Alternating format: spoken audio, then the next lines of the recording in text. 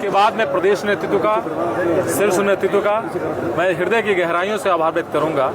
कि पूरे हिंदुस्तान की भारतीय जनता पार्टी के प्रदेश की टोली में पहली बार किसी राजभर के बेटे को ले आकर के रखा गया और प्रदेश मंत्री की जिम्मेदारी दी गई है। मैं बहुत बहुत धन्यवाद दूंगा।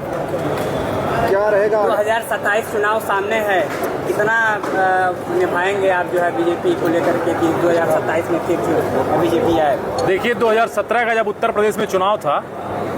उस समय माननीय मोदी जी की सरकार केंद्र में चल रही थी और उन्होंने एक नारा दिया था, सबका साथ सबका विकास। और जब 2019 के चुनाव में हम लोग गए तो उन्होंने एक नारा में और बढ़ाया कि सबका साथ सबका विकास और सबका प्रयास। तो मैं आप लोगों को बताना चाहता हूं कि जिस प्रकार से ये भारतीय जनता पार्टी की जो प्रदेश की टोली आई है, हमारे प्रदेश के यशस्वी माननीय अध्यक्ष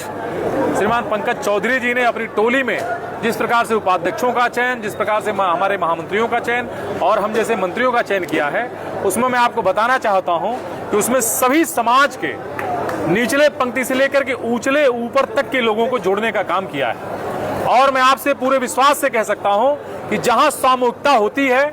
वहीं किसी न किसी उद्देश्य की पूर्ति होती है। तो मैं गारंटी के साथ कह सकता हूं, पूरे गर्व से कह सकता हूं कि जिस उद्देश्य से भारतीय जनता पार्टी ने ये जो कमेटी का जो सार्वजनिक रूप से घोषणा किया है कि 2027 के चुनाव में